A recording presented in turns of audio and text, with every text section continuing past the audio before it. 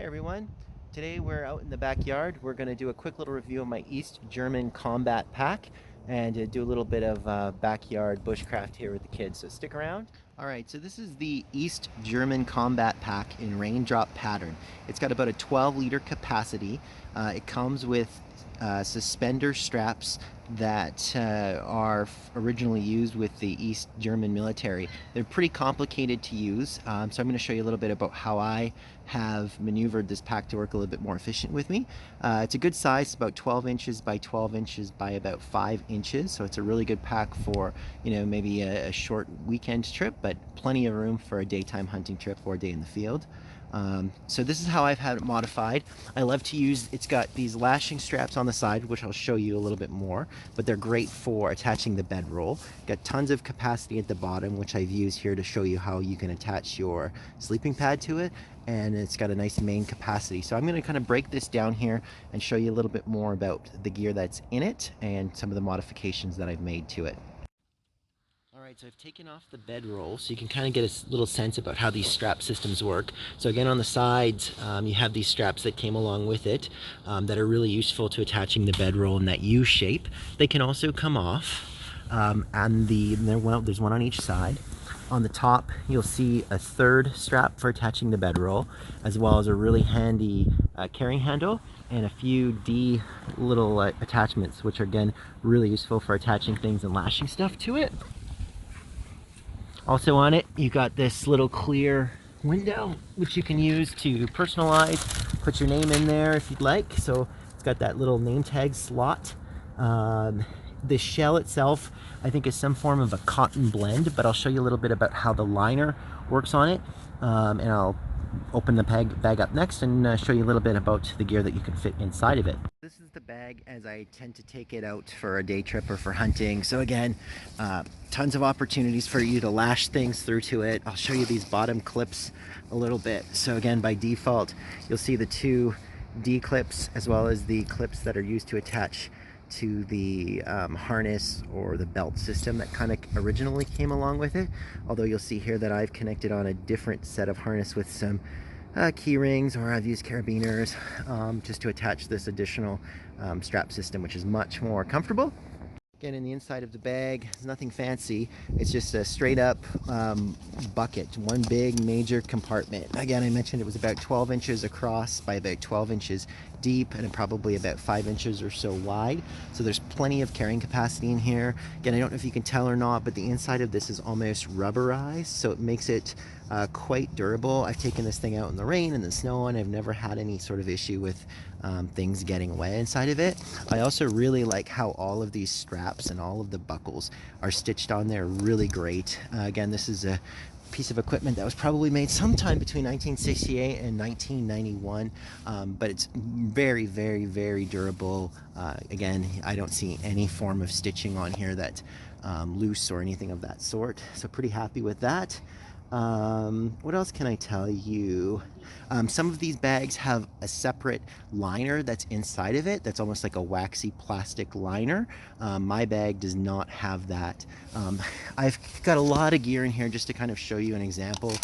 The little pocket stove, a cup, a tarp, a knife, saw, water, first aid kit, zip pad. So between this and the gear that was lashed on top, I feel like there's still enough little space in here for a few little bits of food. But again, you can almost attach another bag, and I have before, a small little bag off of these D-hooks to give yourself a little bit more carrying capacity for food.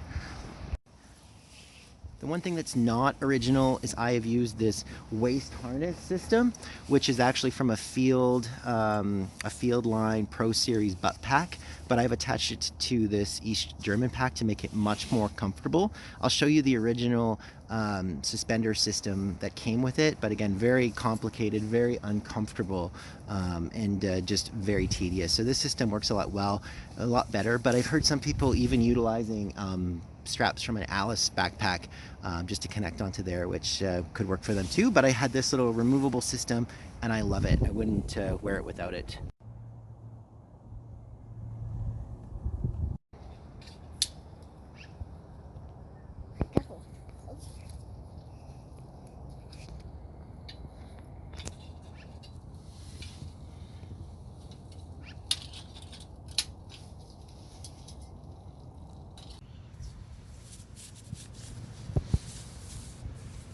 Alright, so as you guessed it, we're using the Esbit stove here just to make up a little hot chocolate while we do this video. So I'll keep my little assistants busy here, and we got the water boiling.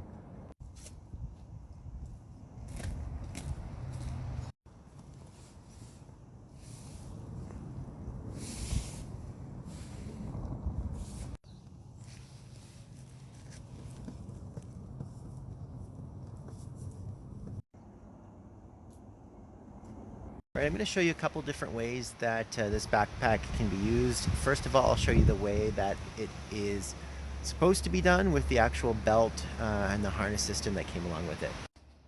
Okay, here's the second one of these bags with the system that comes along with it. So again, these straps came along with it. You can see that they kind of clip in through this little metal hook. The thing that I found with these ones is the straps are notorious for falling out, so they wear well when you have them on your back, but it's a pain in the butt to put the bag on because often these little hooks will come out of the attachment, which is a bit of a hassle. They're also completely not adjustable and very non-ergonomic. This system is supposed to be worn with the East German belt, so I think that these little hooks that you see here and here would actually clip onto the belt to help hold this pack up, but on its own it's just not very practical. That's why I've kind of switched to the system that you just saw me with. Here's another way that I've worn the pack. I've attached just a simple carrying strap over it, as you can kind of see. Again, not necessarily the most comfortable way, just with how these straps are so close together off the D-ring, but for a day where maybe you're carrying this pack with a lot lighter of a weight, it could absolutely be used as a satchel, which is pretty convenient. But again, just a handy little bag to have. I bought 3 of these. And they're super useful to take out to the range. Great field packs overall. I'm really satisfied with what you get out of them, especially if you can find some creative ways to customize the pack, which is always awesome. That about covers it off for today. So again, that's my quick little review here on the East German Combat Pack. These bags, I think I bought mine for 15 or 20 bucks at a mill surplus store. I've seen them online for anything as low as $5 all the way up to maybe about 30, depending on if you're paying for shipping or not. I love these bags. Like I said, I bought 3 of them. They're super customizable. If you can find a good harness strap system or a couple of Alice pack straps, I think that would definitely be a good thing to add to them. But really good bag. I mean, you can't go wrong. These things are bomb proof and they're built to last. Surprisingly, the camel pattern, although it looks a little bit strange in that raindrop pattern, it's actually pretty good towards a grassland type environment. Love it though. It's a really good bag, and I think that you can't go wrong purchasing it. So if you see one of these bags around, hey, you might want to check it out. It might be something that you can add to your kit and something that I think you can grow with. So anyways, thanks so much for watching. If you have one of these bags, or if you have any questions or comments, please feel free to drop me a comment or a question, and I'll look forward to interacting with you there. Thanks so much for watching.